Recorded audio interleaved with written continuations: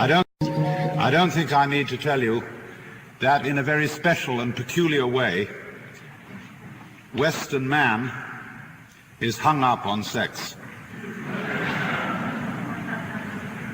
And the major reason for this is that he has a religious background quite unique among the religions of the world.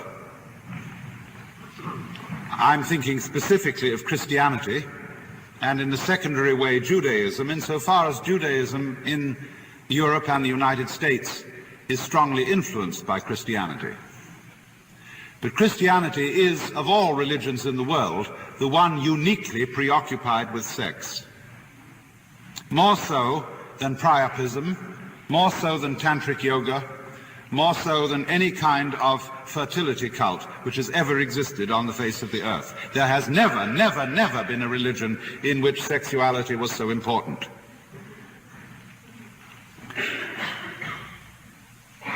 And there are certain very simple standards by which this can be judged.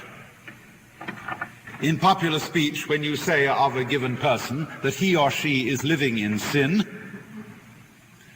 you know very well that you do not mean that they are engaged in a business to defraud the public by the sale of badly made bread or anything of that kind. You know that they're not setting up a check forgery business. No. People who are living in sin are people who have an irregular sexual partnership. In the same way, when you say something is immoral, it pretty much means that it's something sexually irregular. I remember when I was a boy in school, we used to have a preacher. He came to us every year, the same man, once a year, and he always talked on the subject of drink, gambling, and immorality. And I remember the way he rolled it round his tongue, and it was very clear what immorality was. And also, I might point out that present company accepted the Unitarian Church being somewhat unusual. Most churches in America and in England and in other parts of the Western world are, frankly, sexual regulation societies. They occasionally get excited about other moral issues,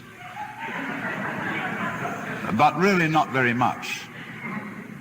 In other words, when you ask, what can people get kicked out of church for? Let's suppose that you consider important ministers, bishops, priests, and so on. They can live in envy, hatred, malice, and all uncharitableness and be in perfectly good standing. But the moment anything about their sexual life becomes a little unusual, out you go. And that's about the only thing you can go out for. You study, for example, a Roman Catholic manual of moral theology. These manuals of moral theology are technical books about sins of all kinds, just exactly what they are, how they're done, how grave they are, mostly for the advice of confessors. And they're always arranged according to the Ten Commandments. And when they get to the commandment, thou shalt not commit adultery, the volume expands like this. In fact, it occupies 2/3 of the whole book, all the details. So we have, in a very special way, got sex on the brain, which isn't exactly the right place for it.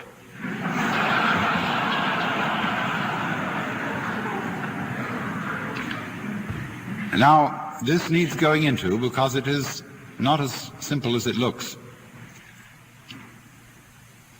There are really two roots of the whole problem. One of them is the problem of why sexual pleasure of all pleasures, as a kind of really supreme pleasure, is singled out for religious people to be particularly afraid of. This is not only true in Christianity. I say Christianity emphasizes it in a certain way, but in Asian religions also, especially in India, there is a prevailing view that if you want to attain real heights of spirituality, the one thing you must give up is sexuality, in the ordinary sense of genital sexual relationships with man or woman, as the case may be. And this reflects in part, you see, an attitude to the physical world, because it is, after all, through sexuality that we have, along with eating, our most fundamental relationship to materiality, to nature, to the physical universe. And it is the point at which we can become most attached to the body, to the physical organism, to material life. That's one reason why it's problematic. The other reason why it's problematic is more subtle. And that is that sexuality is something which you cannot get rid of. Do what you may, life is sexual, in the sense, for example, that you are either male or female. There are various other gradations, but basically they're forms of maleness and femaleness, and also that every one of you is the result of sexual intercourse. And this feature of life can be looked at in one of two ways. You can say, on the one hand, that all man's higher ideals, his spirituality and so forth, is simply repressed sexuality. Or on the other hand, you can say that human sexuality is a manifestation, a particular form or expression of what is spiritual, metaphysical, divine, or whatever you want to call it. I hold to the latter view. I don't think that religion is repressed sexuality. I think, however, that sexuality is just one of the many forms in which whatever all this is expresses itself. But you see, if this thing is something you cannot get rid of, and if you realize that indeed a way of life in which sexuality is in some way put down or repressed is nonetheless an expression of sexuality, then we come to a view of a religion in which sex is a very special taboo, which is rather unusual. It's normally said, you see, yes, Christianity is a religion in which sex is taboo, and there's simply no getting around it. I know up-to-date ministers today think sex is all right. It's perfectly okay if you're married and you've got a mature relationship with a woman. It's all right. And they kind of damn it with faint praise. But if you read anything of Christian writings prior, shall we say, to 1850, to set a date rather arbitrarily, you will find that it's not all right. Not at all. It's tolerated between married couples and strictly for the procreation of children. But on the whole, to do without it is best. As St. Paul put it, it's better to marry than to burn with the fire of lust and ultimately to burn in hell. But always, consistently, there is simply no getting away from it. In all the writings of the Church Fathers, from St. Paul himself right through to St. Ignatius Loyola, or any of the great relatively modern leaders of Catholic spirituality, or you can look at Calvin, you can look at great Protestants, John Knox. On the whole, sex is sin and sex is dirt.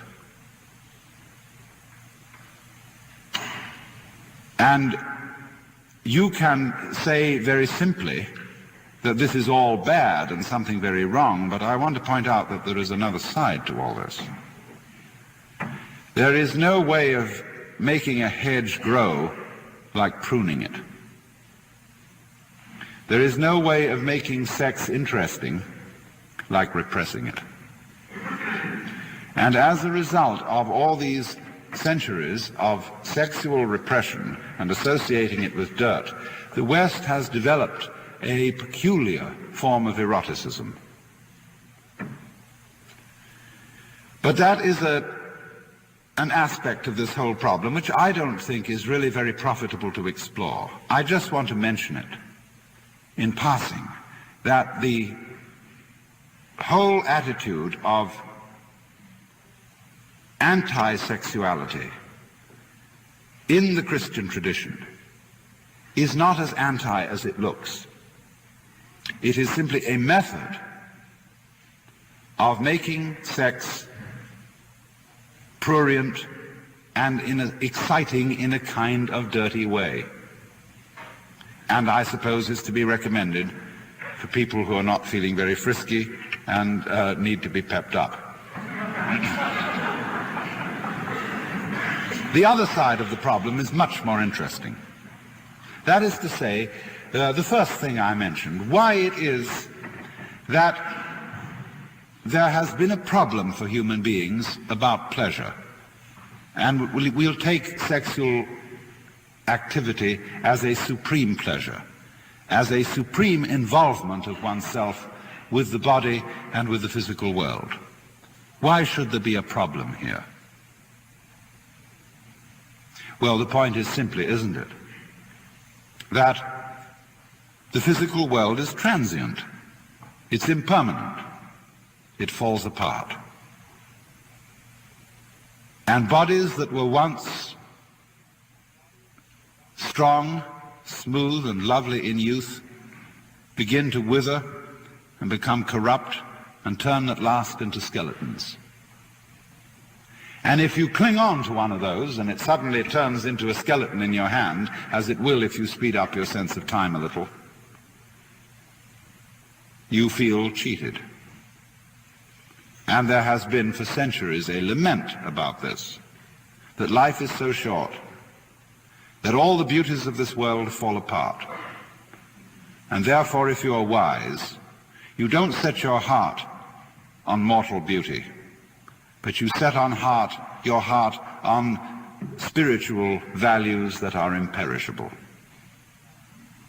Even that supposed tippler and rake, Omar Khayyam, says that the worldly hope men set their hearts upon turns ashes or it prospers, and anon like snow upon the desert's dusty face, lighting a little hour or two, is gone. And so don't bet on that horse. And read any kind of spiritual literature you want to. Christian, Buddhist, Hindu, Taoist, all of them seem to emphasize the importance of detachment from the body, from the physical world, so that you won't be engulfed in the stream of impermanence. The idea being, you see, that to the degree that you identify yourself with the body and with the pleasures of the body, to that degree you are simply going to be something that is sucked away in the course of transiency. So therefore hold yourself aloof.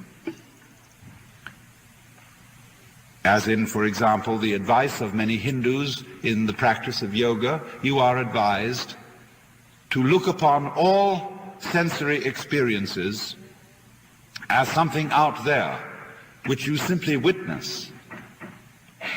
You yourself identify yourself with the eternal, spiritual, unchanging self, the witness of all that goes on, but who is no more involved in it than, say, the smoothness or the color of a mirror is affected by the things which it reflects. Keep your mind like a mirror. pure and clean, free from dust, free from flaws, free from stain. And just reflect everything that goes on, but don't be attached. You will find this all over the place. But it has always seemed to me that that attitude of essential detachment from the physical universe has underlying it a very serious problem. The problem being, why a physical universe at all in that case? If God is in some way responsible for the existence of a creation, and if this creation is basically a snare, why did he do it? And of course, according to some theologies, the physical universe is looked upon as a mistake, as a fall from the divine state, as if something went wrong in the heavenly domain, and causing spirits such as we are to fall from their high estate and to become involved with animal bodies. And so there is an ancient analogy of man which runs right through to the present time, that your relationship to your body is that of a rider to a horse.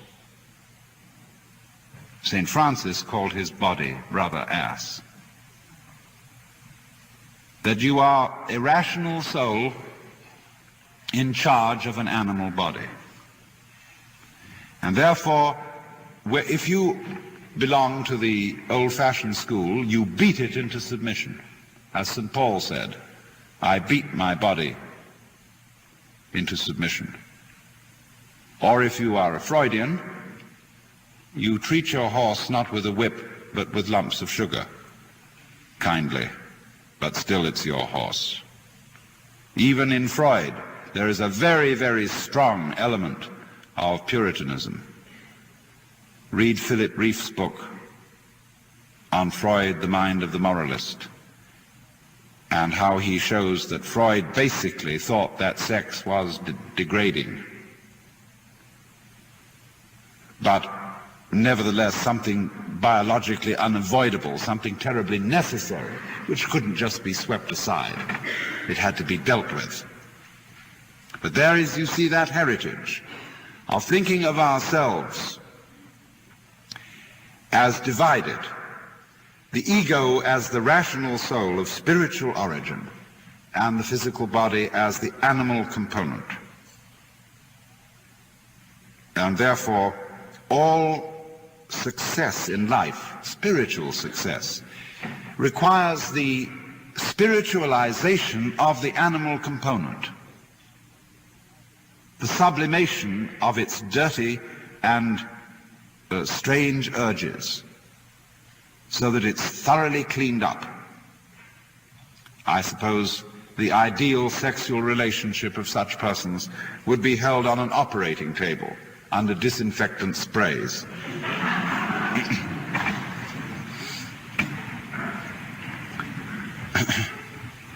Now, it is of course true that the physical world, its beauty, and so on, is transient. We are all falling apart in some way or another, especially after you pass the peak of youth. But it's never struck me that that is something to gripe about.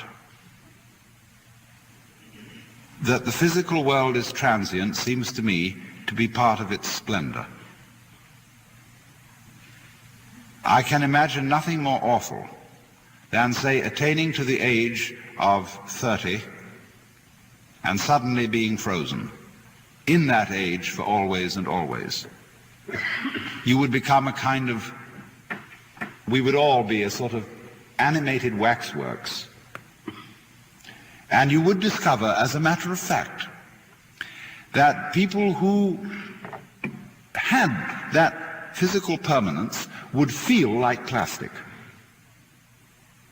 And that is, as a matter of fact, what is going to be done about us. by technology in order to attain perpetual youth. All the parts of us that decay and fold up are going to be replaced by very skillfully manufactured plastic parts, so that in the end we will be entirely made of very, very sophisticated plastic. And everybody will feel like that. And everybody will be utterly bored with each other. Because the very fact, you see, that the world is always decaying and always falling away is the same thing as its vitality. Vitality is change. Life is death. It is always falling apart. And so there are certain supreme moments, you see, at which in the body we attain superb vitality. And that's the time. Make it then. That's the moment, just like when an orchestra is playing, the conductor wants to get a certain group of, say, violins to come in at a certain moment, and he's conducting, and he's got to now make it. And they all have to do it right now, you see? Of course. That's the whole art of life. To do it at the right time, to do it in time, like you dance or you play in time. And so in the same way, when it comes to love, sexuality, or equally so in all the pleasures of gastronomy, timing is of the essence. And then it's happened and you've had it. But that's not something that one should look upon with regret. It only is something regrettable if you didn't know how to take it when it was timely. And this is really the essence of what I want to talk to you about. Because you see, to be detached from the world, in the sense that Buddhists and Taoists and Hindus will often talk about detachment, does not mean to be non-participative. You can have a sexual life very rich and very full, and yet all the time be detached. By that I don't mean that you just go through it mechanically and have your thoughts elsewhere. I mean a complete participation, but still detached. And the difference of the two attitudes is this. On the one hand, there is a way of being so anxious about physical pleasure,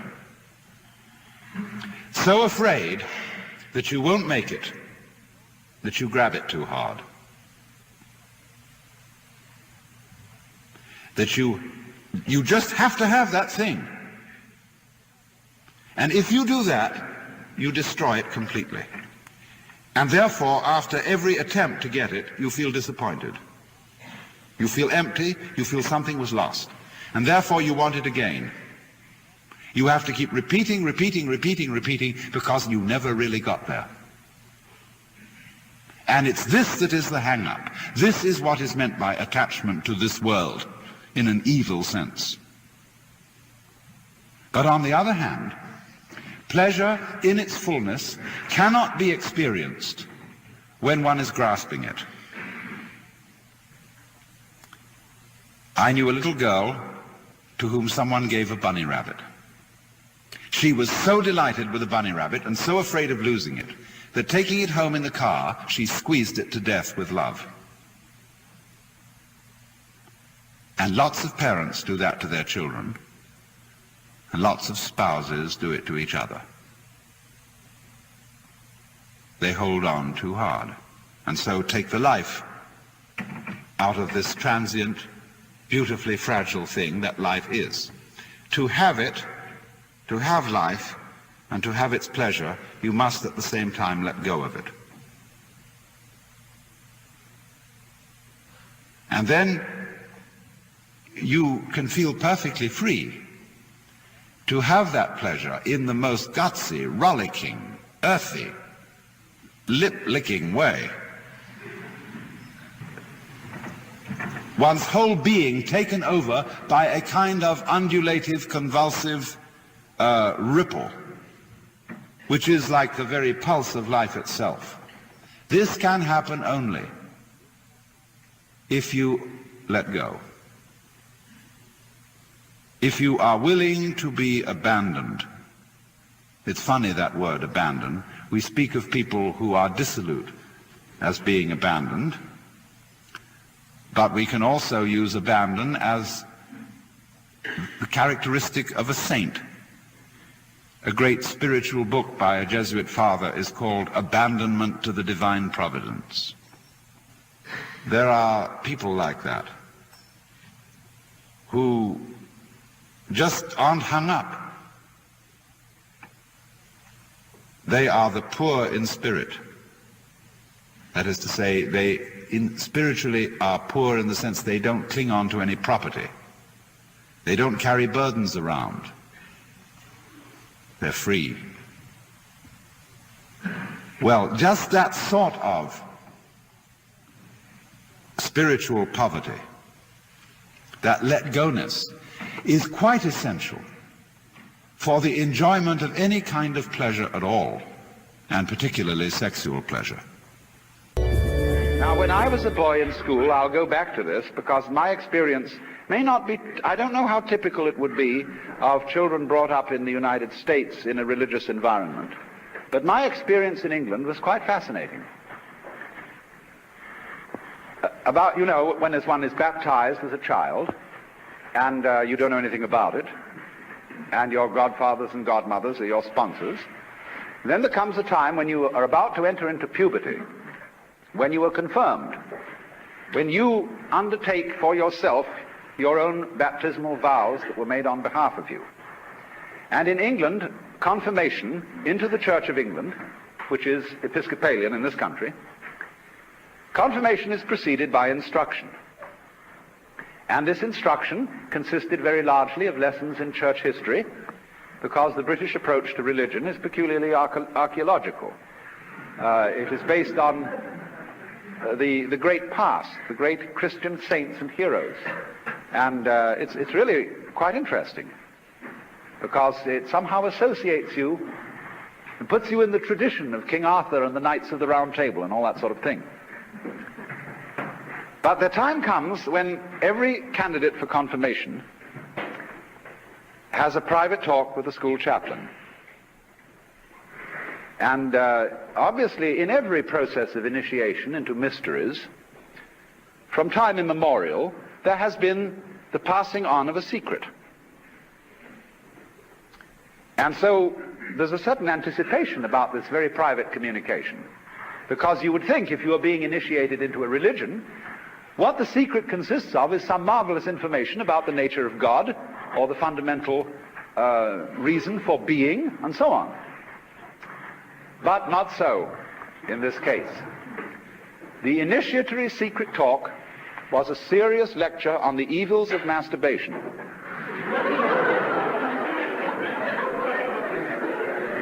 What these evils were not clearly specified. And so, but it was vaguely hinted that ghastly diseases would result. And so we used to, in a perverse way, enjoy tormenting ourselves with imaginations as to what kind of terrible venereal diseases, epilepsy, tuberculosis, and the great Siberian itch would result from this practice.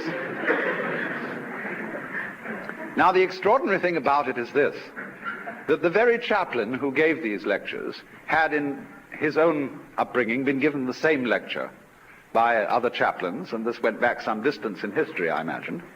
And they all knew perfectly well that one of the characteristic behavior patterns of adolescence is ritual defiance of authority. But you have to make some protest against authority, and in this you are in league with all your contemporaries, your peer group. And nobody, of course, would dream of giving anybody else away, because that would be to be a tattletale a skunk, definitely not one of the boys. And so, therefore, quite obviously, masturbation provided the ideal outlet for this ritual defiance because it was fun, it was also an assertion of masculinity, and it was very, very wicked.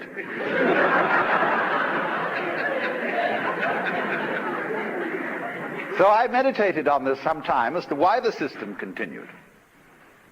And I came to the realization that the Christian put-down of sex is an extremely mysterious thing. In the religious background of the Western world, we have in the main two traditions, one Semitic and one Greek. So far as the Semitic tradition is concerned, the material world and sexuality are definitely good things. Both Jews and Muslims think that God's creation of beautiful women was a grand idea. In the Arabic book, which is their Islamic version of the Kama Sutra, known as the Perfumed Garden, the book opens with a prayer to Allah, which is a thanksgiving, a very full, detailed thanksgiving for the loveliness of women, with which Allah has blessed mankind. And in the book of Proverbs, we are enjoined to enjoy our wives while they are young. But on the whole, it is the Semitic belief that sexuality is justified solely for purposes of reproduction of the species.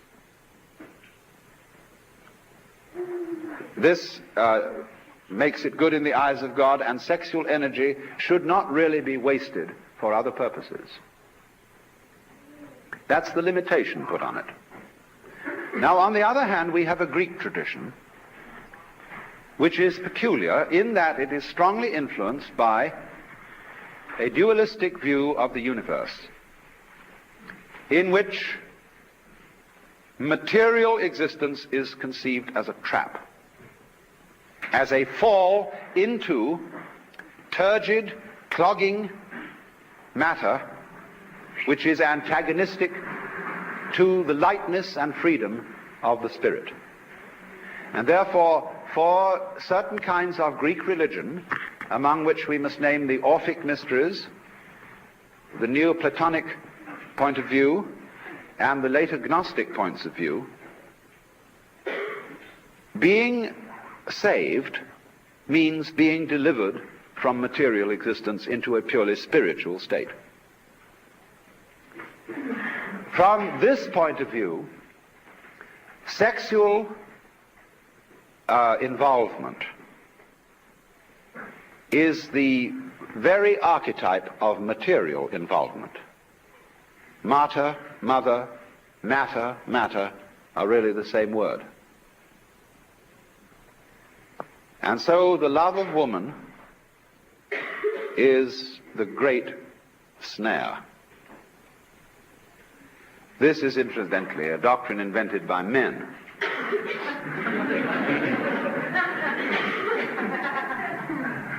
And it goes back to the words of Adam, "The woman that thou gavest me, she tempted me, and I did eat."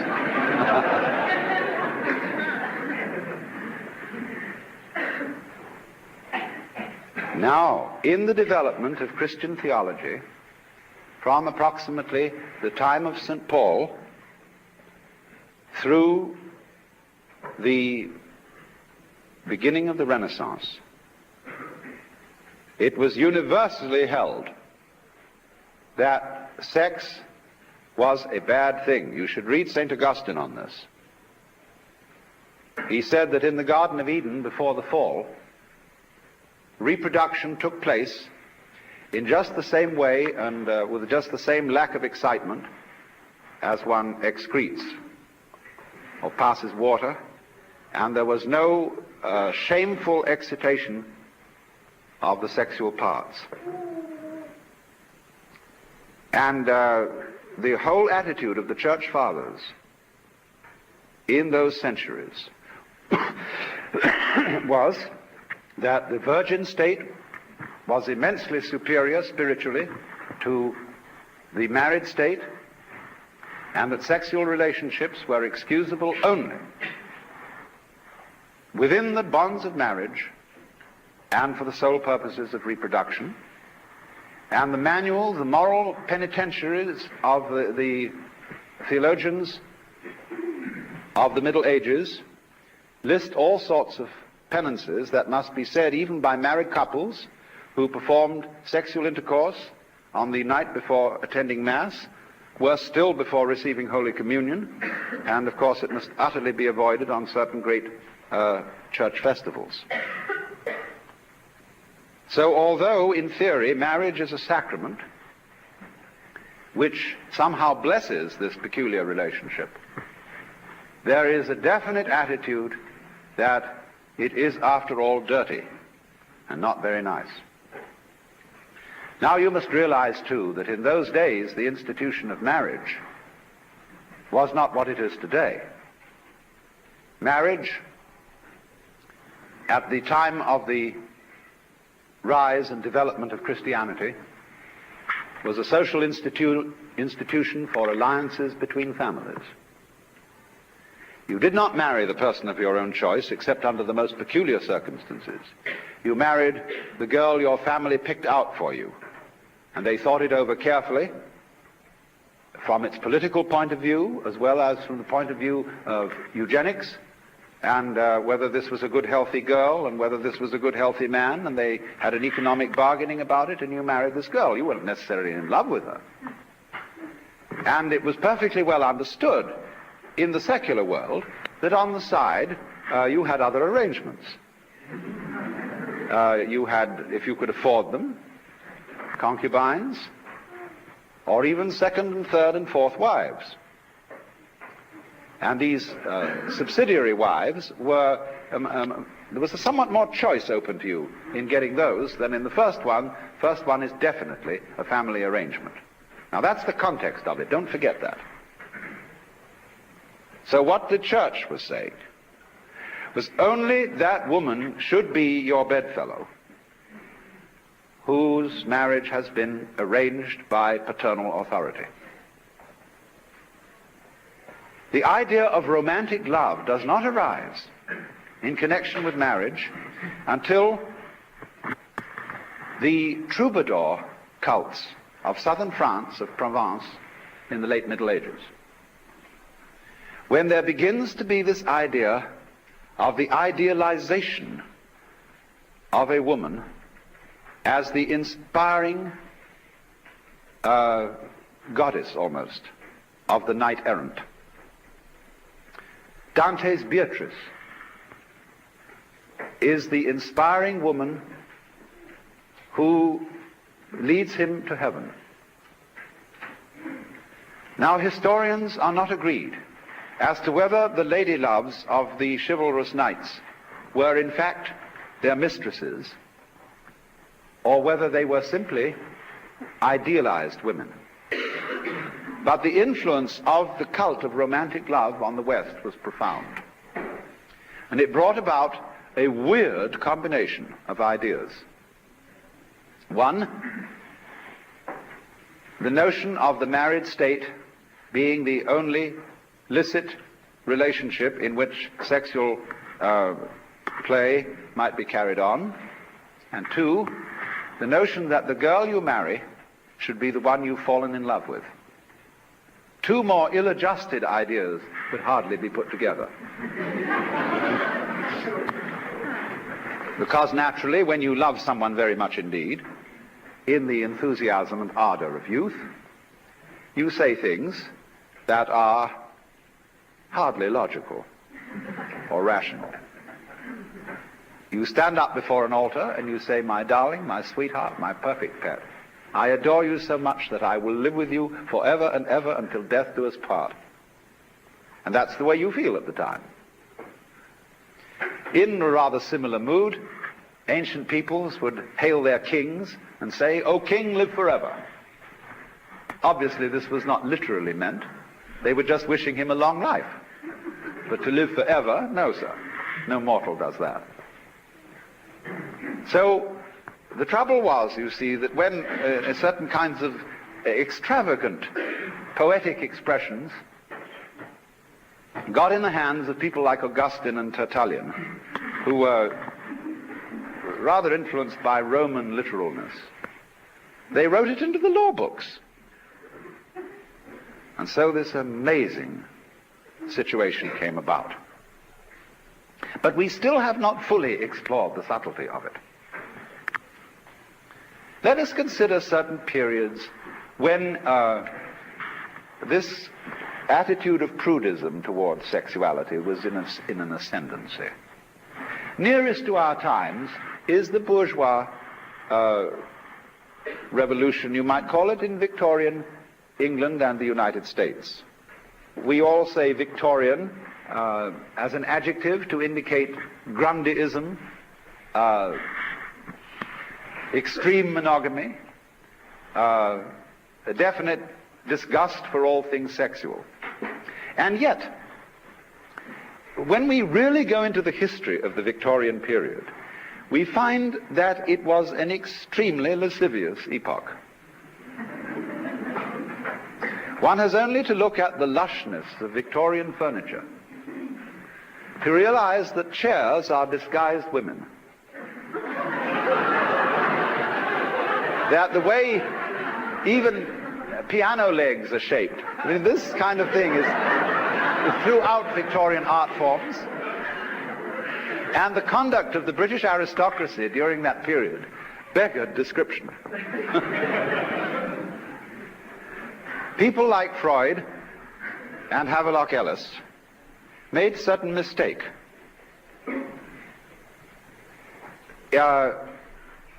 They said about the church and about religion in general that it was nothing but a form of sublimated sex. They said these people, for curious reasons, suppress sex. And therefore it becomes a very powerful force for them. You must remember, of course, that they worked on a hydraulic analogy of human psychology, that they liken it all to a river. If you dammed it up, it would burst the dam. It doesn't actually follow that human psychology is hydraulic.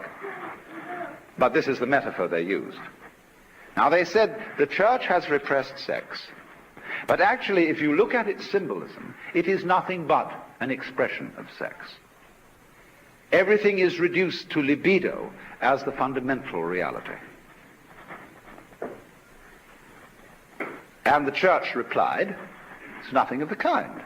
We deny this. We think that this reduction of everything to sex is just a way of attacking holy things. And on the contrary, we would say that people who are fascinated with sex and make it their god are repressing religion. Now, the problem in this debate, everybody missed the boat.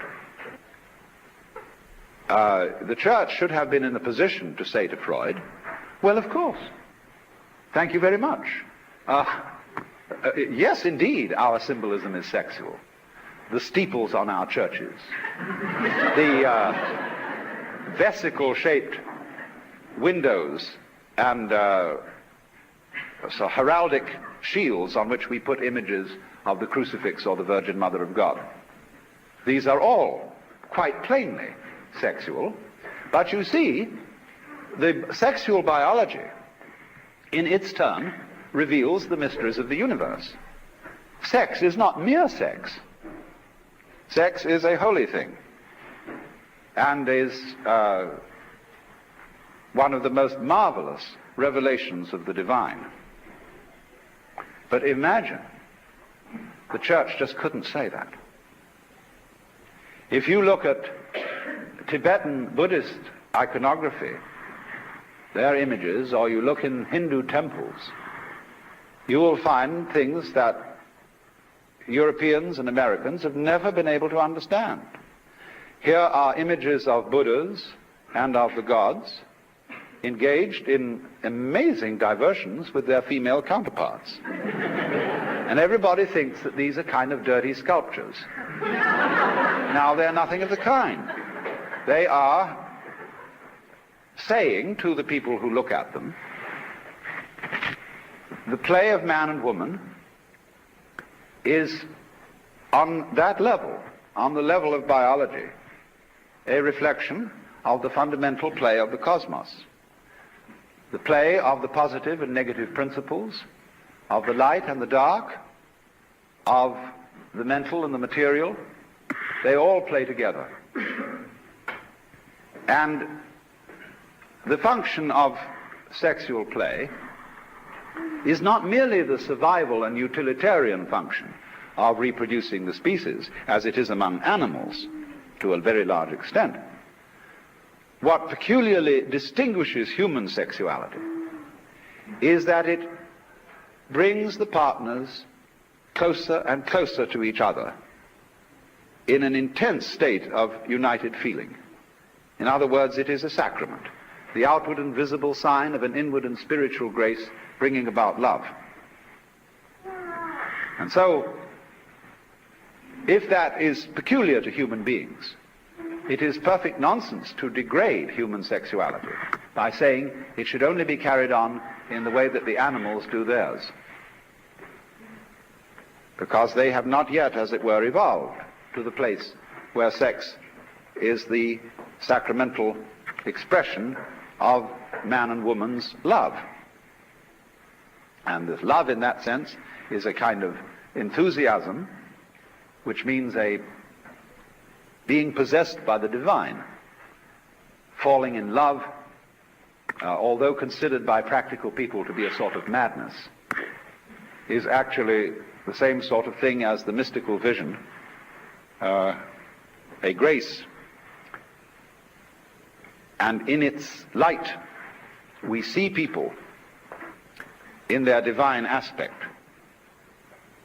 When, as the song says, every little breeze whispers Louise, there is a sort of extraordinary state of mystical intoxication in which the ideal woman has become the goddess, which is, from one point of view, what every woman is, if you see her with the scales off your eyes. And likewise every man seen with the scales off her eyes. So, what happened then as a result of this historical situation was mutual name-calling between the proponents of religion and the proponents of scientific naturalism, such as Freud and Havelock Ellis, and in our own times Albert Ellis, and people of that kind. They've never got together because they've never understood, neither the church nor the opponents of the church have clearly understood that the secret or unconscious motivation of sexual repression is to make it all the more interesting.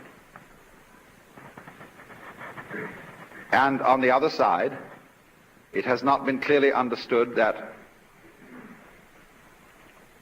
the sexual biology and all that goes with it is a figuring forth on the level of biology of what the whole universe is about. Ecstatic play. So as a result, there has been a kind of compromise. Today in ecclesiastical circles, sex is being damned with faint praise. People are saying, after all, yes, sex was made by God, and we should remember the Jewish point of view. And it is perhaps for something more than reproduction, to bring about the cementing of the marriage ties between husband and wife. But still in practice, it remains the frightening taboo. On the other hand, the opposition to Christian prudery goes overboard and always moves in the direction of total license. You see, what's going on is a contest between the people who want the skirts pulled down to the floor and the people who want them pulled up to the neck. And you know, you've got to draw the line somewhere. But the play between these forces is, where are we going to draw it? Well, that's very exciting. Provide neither side wins. I mean, imagine what it would be like if the libertines won. And they took over the church, so that on Wednesday evenings, the young Presbyterian group would meet for prayer through sex. Every child would go to the school physician for a course in hygienics, and they would have classes, and they'd have plastic models, and all the children would do it in class in very clean, hygienic circumstances, all sprayed with rubbing alcohol. Everything would be fine. Imagine how boring it would all become. So you see, the people who say, no, modesty is important, have something right about them. But they mustn't be allowed to get away with it. But they mustn't be obliterated. You see, life works that way. Let's take an entirely different analogy. Let's take a given biological group, a species we'll call A. It has a natural enemy, B. Now, one day, A gets furious at the natural enemy, B, and says, let's obliterate it. And they gather their forces, and they knock out their natural enemy. Well, suddenly, after a while, they begin to get weak. They get overpopulated. There's nobody around to eat up their surplus creatures, and they don't have to keep their muscles tensed against any enemy, and they begin to fall apart because they destroyed their enemy. What they should do is cultivate the enemy. That's the real meaning of love your enemy. There is such a thing as a beloved enemy. And if you don't have a beloved enemy, in other words, if the flies and the spiders don't go together, there's going to be too many spiders or too many flies. And these balances keep the course of nature going. Well, it's exactly the same thing as between the libertines and the prudes. They need each other. And you should thank, if you've got a prudish father and mother, you should be very grateful to them for having made sex so interesting.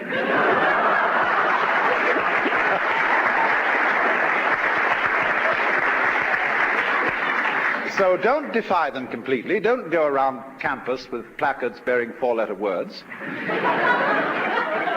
because that's going to spoil the show. But every generation must react to the one before, you see, to keep this tension going. And it is by this tension, this play of the opposites, that we have the love that makes the world go round.